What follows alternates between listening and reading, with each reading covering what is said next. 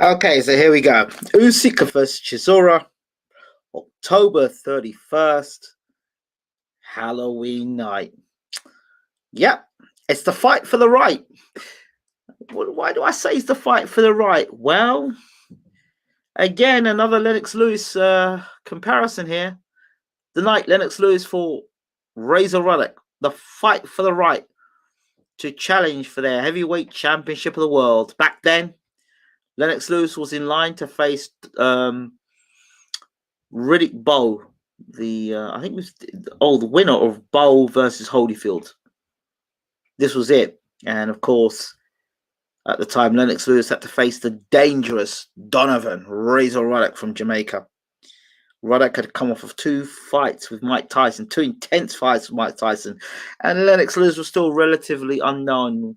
Fights against Mike Weaver and Gary Mason at the time were okay. He was all right, European champion, but nobody really knew what Lennox was about. October 31st was meant to show us what the future heavyweight champion was going to be like. We didn't know if he could take a punch. We didn't know if he could go 12 rounds, really. We didn't know whether he was the real McCoy. Donovan Razor Ruddock, though, had gone 24 rounds with the baddest man on the planet at the time.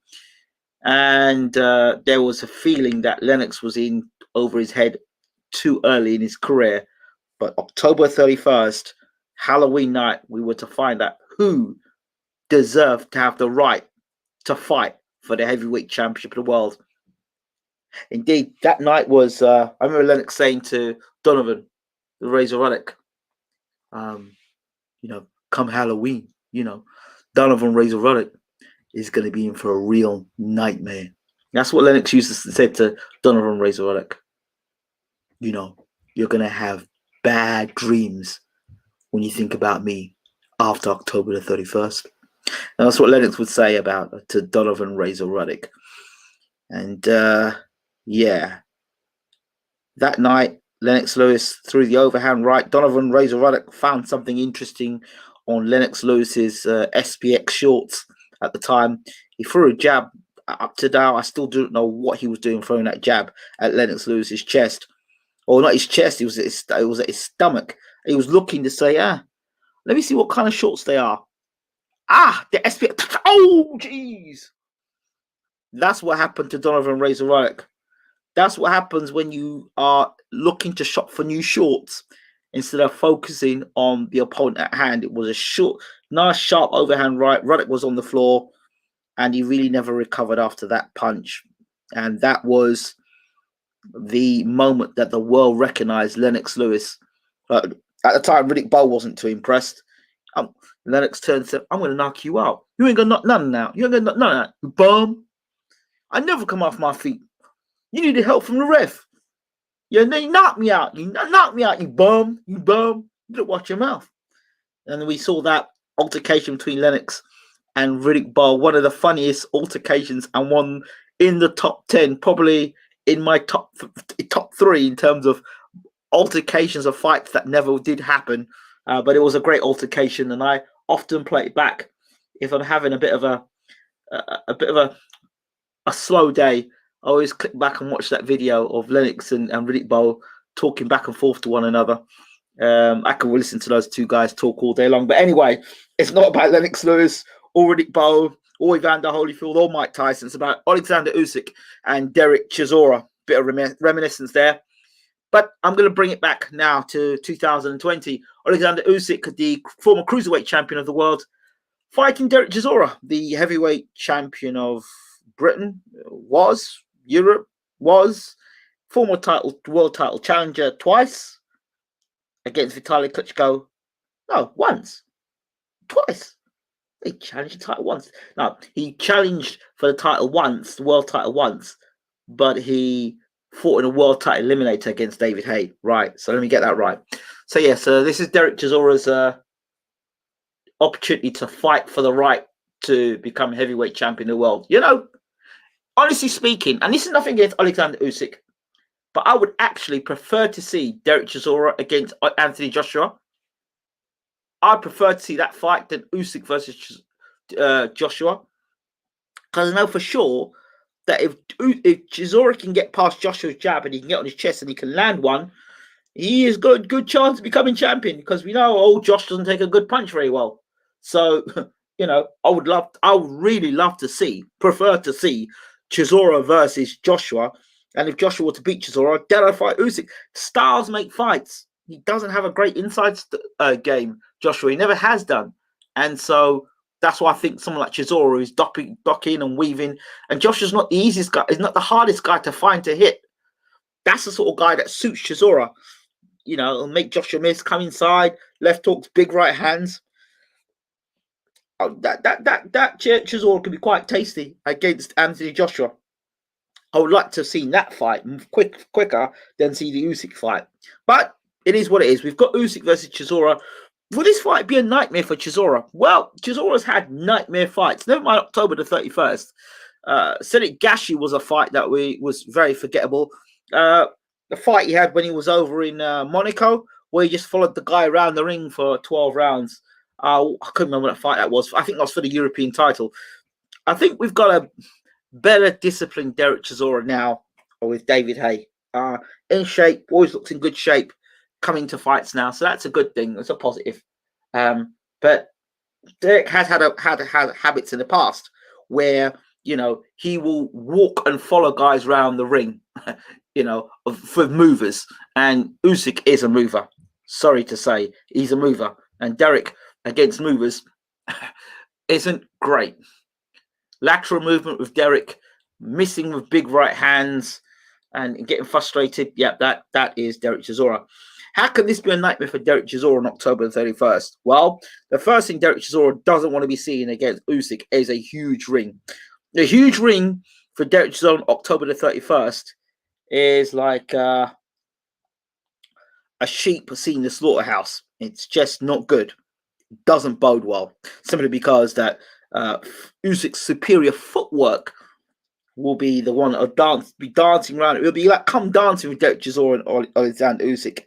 What I really want for this fight, really, if I were the matchmaker, you know what? I'd have a small ring and let them duke it out.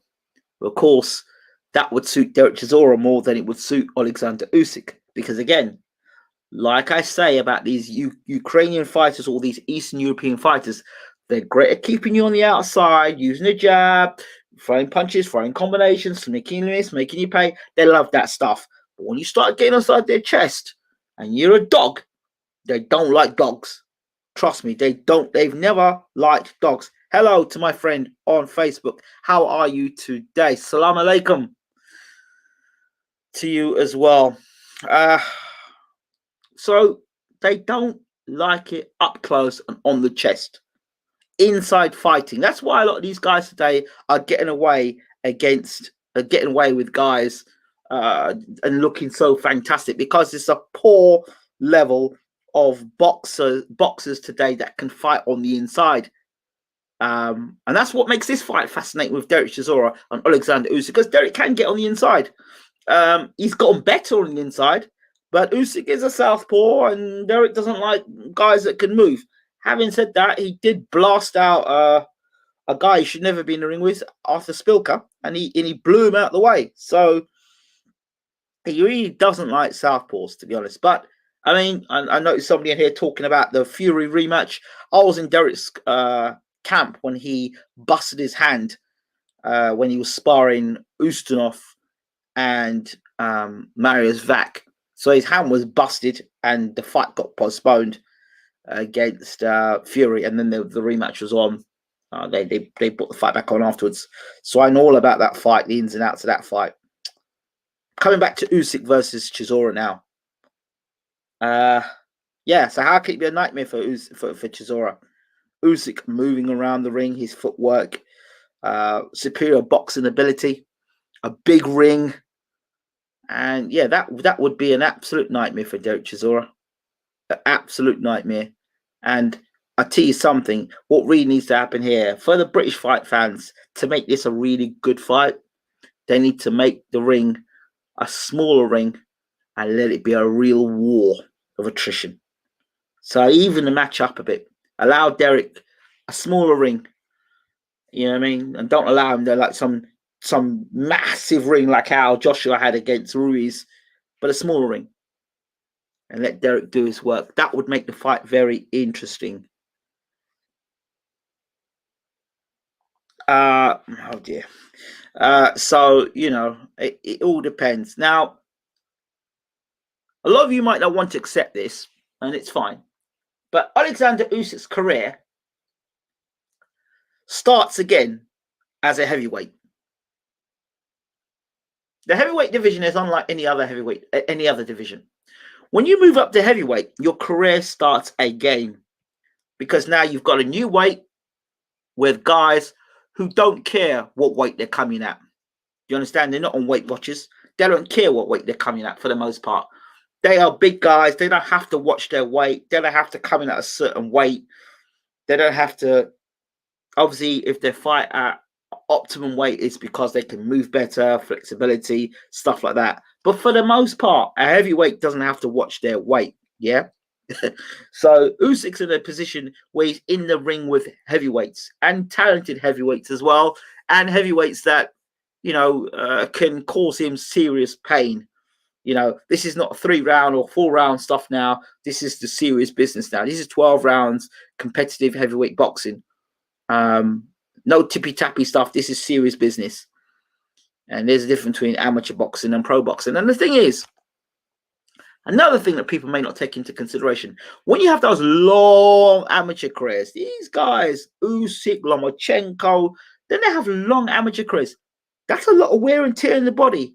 Your amateur fights, you go and fight the elite level, you're fighting 2-3 times in a day. That's a lot. That's a lot. And then if you turn a pro now, you've got all the training camps as a pro, and you see Usyk's body's been breaking down on him. His body's been breaking down on him.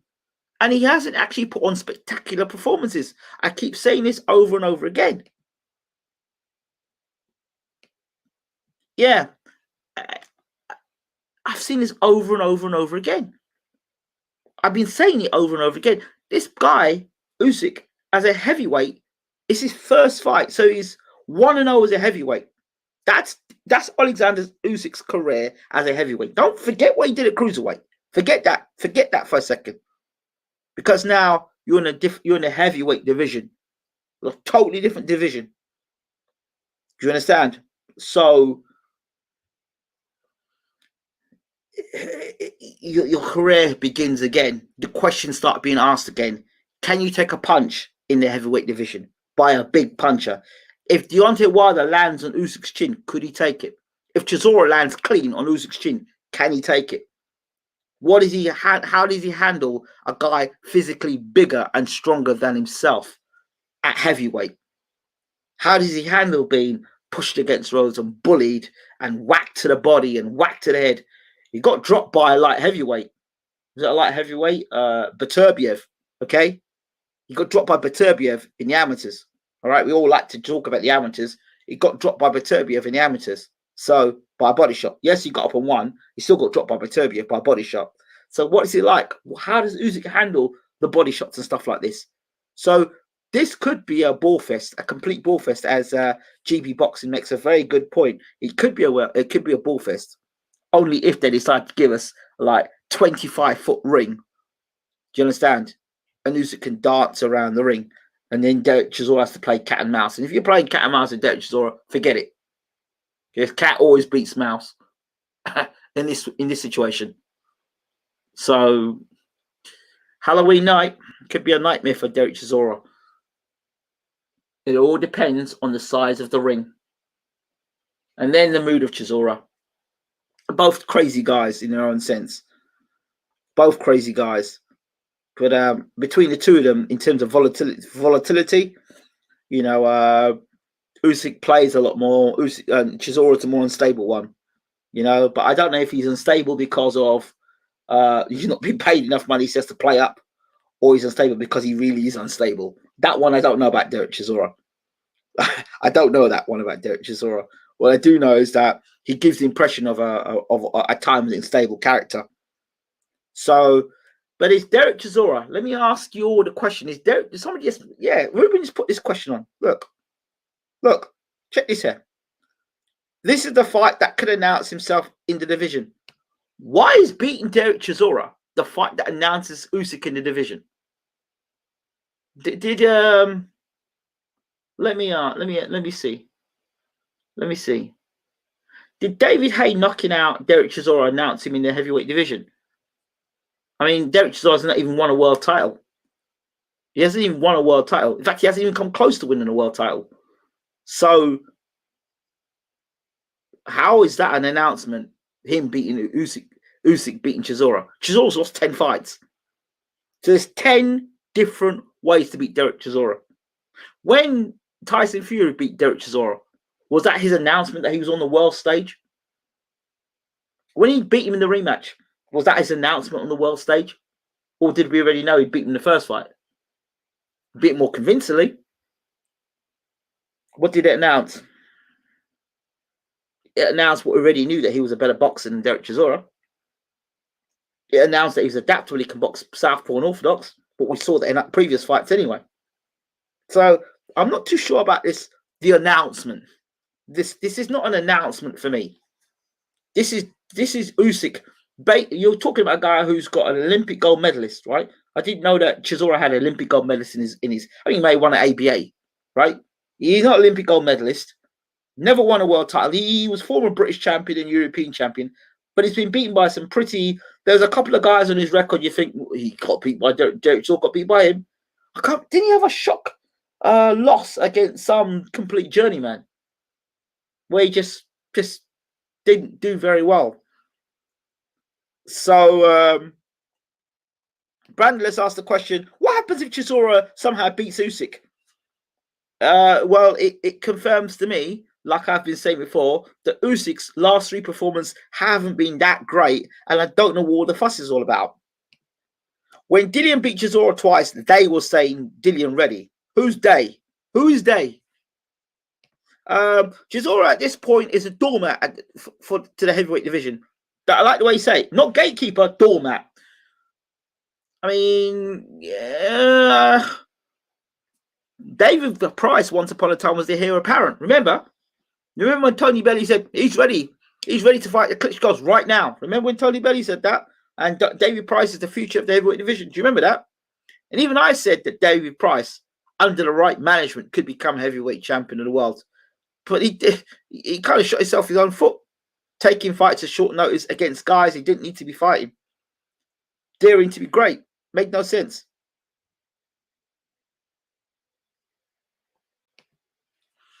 Guessing Usyk won't have rematch clause despite him holding WBO mandatory. Listen, I said before and I'll say it again. Usyk is an unknown quantity in the heavyweight division. Only Dillian can get them kind of rematch clauses. Really? Well, Cecilia Brækhus and Jessica McCaskill fight again. This is rematch room. So anything is possible with rematch room. So anyway, I don't want to focus on that. I want to focus back on this. So the focus on this video is Oleksandr Usyk. What can you tell me about Usyk as a heavyweight? Forget what he did at cruiserweight for a second. What can you tell me about him as a heavyweight? He fought Chaz Witherspoon in a very uninspiring performance. That's it. And how long ago was that? I think Chisora's had about 2 fights since then. The Price fight, if I'm right, and he fought, what's his name? What's the boy's name? Spilka. He got knocked out by White. So he got knocked out by Dillian White. Okay? So he got knocked out by Dillian White, but he came back and he got 2 back-to-back wins against Spilka and against David Price. So, you all tell me.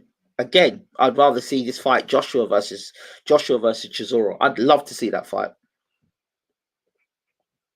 I'd love to see that fight. I'd like to see how Joshua would go about the business against Chisora.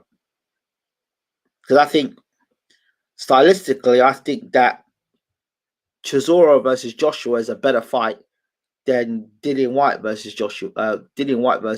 Joshua. I think, anyway. That's what I think. But that's just me. So, like I said, Usyk has not looked good in his 3 fights. He's been workmanlike. He's got the job done. He's not spectacular. Not spectacular. And no, I don't think this is his announcement in the heavyweight division. But if he doesn't beat Derek Chisora, that is making a statement in itself. Yeah, agreed. Del Boy wouldn't take step back versus AJ. What are you talking about? Step back. What are you talking about? Chisora versus AJ wouldn't be a step back. It'd be a step forward because he'd be getting a fight for the heavyweight championship of the world against a unified heavyweight champion. So I'm not quite sure what you're talking about there. But anyway, Usyk versus Joshua, what kind of fight will that be? Will that fight even happen? I get the feeling that fight won't happen. I don't know why, but I just get the funny feeling that Joshua won't fight Usyk. I don't know why. I just don't. I don't see there's any money in the fight. I don't see there's no money in the fight. And I certainly don't see Joshua feeling confident he can beat Usyk.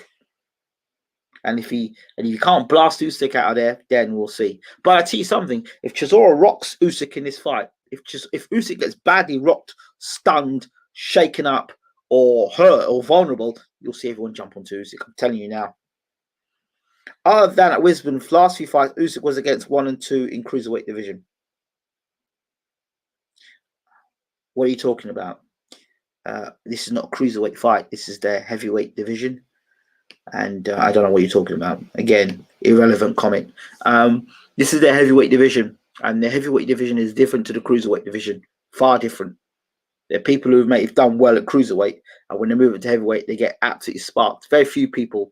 If everyone who's a cruiserweight moved to heavyweight was that good, then we'd have many cruiserweight champions become heavyweight champions. It don't work that way. Johnny Nelson was a cruiserweight. Why didn't he become a heavyweight champion of the world? Glenn McCrory was a cruiserweight. He was actually a heavyweight, started his career at heavyweight, moved back down to cruiserweight.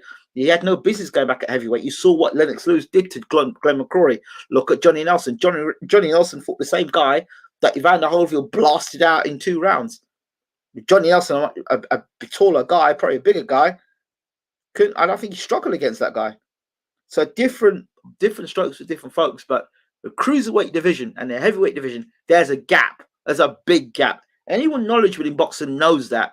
That's why they're trying to get this super cruiserweight division in, because it's a huge gap between cruiserweight and heavyweight. And there are a lot of cruiserweights just can't make. In that case, then guys like there's a lot of guys. What's this guy? The guy that tall dude, real big for cruiserweight. They've done nothing at heavyweight. I can't remember his name again. I think he beat up Lebedev. Can't remember his name now, but he beat up Lebedev. Big guy, tall.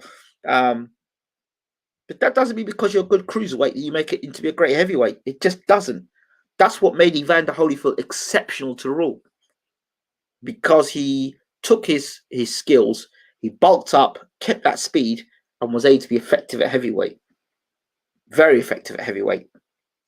Do you know what I mean? And stuck around for a long time. Guys like Roy Jones, Michael Moorer. Michael Moorer, okay, there's another one that stepped up. He came from light heavyweight, so look at that. Michael Moorer. Who else? James Toney moved from the middleweight division right up to heavyweight and had a fair few fights up there against the likes of Samuel Peter. And I think he fought John Rees as well. So a few guys have moved from cruiserweight division up to heavyweight.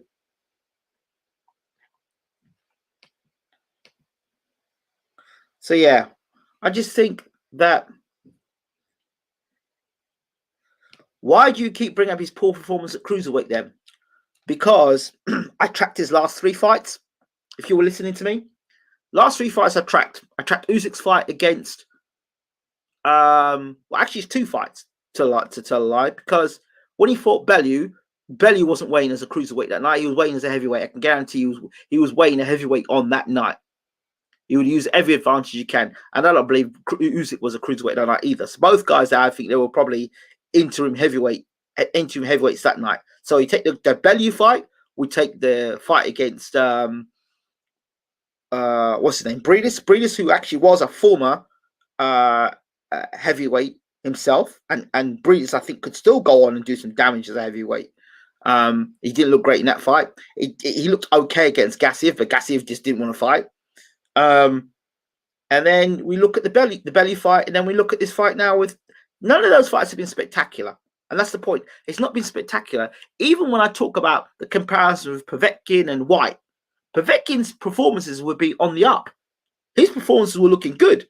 But then Dillian White's performances were looking a bit shaky, dropped in a few fights. There was a form guide coming in. And the same people argue with me today, the same people that turn around and they say, oh, yeah, you got it right. So there's form guides. They're form guides.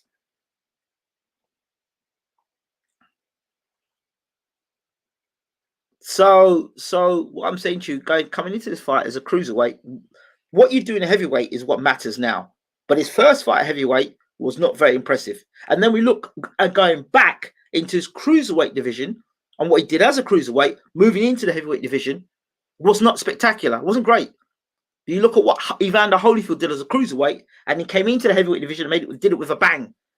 Even when David Haye came into the heavyweight division, he did it with a bang. He came in as a cruiserweight. He was a cruiserweight. He moved up to heavyweight. He blew a guy in around Alexander, something. He knocked him out in a round. Came back down to cruiserweight. And then he moved up to heavyweight again, fought Monty Barrett, knocked Monty Barrett out, who was a former world title challenger. He then went and took on Valuev, which was an impressive performance considering the size of Haye and Valuev being a champion. Although Evander Holyfield beat Valuev in a much better way, the thing about David Haye, that last round where he threw that left hook and he wobbled Valuev, that was impressive. So, and then Haye went out and he stopped it. Audley Harrison, the way he dropped John Ruiz, he looked impressive as a heavyweight. I'm yet to see that from Oleksandr Usyk against Witherspoon. So we have to see that sort of explosion, that sort of statement against Derek Chisora. But even if it's Derek Chisora he's doing it against, remember, Derek Chisora has been beaten 10 times already. So there's 10 different ways to beat Derek Chisora. All right? So that's what I'm saying. They don't get hooked into the. But he's arrived on the world scene. What world scene? What world scene? So excuses. We can all make excuses, but yeah, we can all make excuses. So it is what it is. It is what it is. I think that if this is a small ring, like I said, we're gonna have a great fight. And I'll be interested to see if Derek Chisora sets a body attack up. And the other thing I want to know is what sort of punching power Usyk has. We can compare punching power. Will Usyk be able to lay Chisora out flat like White did, or stop him like Haye did? Can he do that? Has he got that sort of punching power? Will he overwhelm Derek with punches? Will Derek run out of steam after trying to throw punches and miss? Has Derek learned his lesson, like I said before? So it'll be very interesting to see how this fight goes. But I really hope they give us a medium-sized ring and not a big ring for Usyk to go basically dance around Derek for the night. The fight for the right. If Derek pulled this one off, would you consider him elite? Would you consider Derek Chisora elite if he knocked out Oleksandr Usyk? Or would you say that Usyk was too small for the division and a hype job? And if Oleksandr Usyk beats Derek Chisora, would you say that Usyk has now arrived on the world stage? Is Derek Chisora on the world stage? And if so, who has Derek Chisora beat to put him on that world stage? And who did Oleksandr Usyk beat to be suddenly in line for final eliminator? For this has to be a final eliminator for the heavyweight championship of the world. Because I guess this is for the WBO mandatory spot, right? So, does he even deserve a shot at the WBO mandatory? I mean, I would love to see like Usyk fight guys like Povetkin or Andy Ruiz or Joseph Parker, or I'd like to see him fight those guys. I'd like to see Usyk fight those guys. See how we do against them. The fight I'd really like to see is Usyk versus Povetkin. I'd love to see that fight. I think that's a great fight to make. I think it's still a great fight to make, but we'll see. Time will tell. October 31st, Halloween night, the fight for the right. See you then.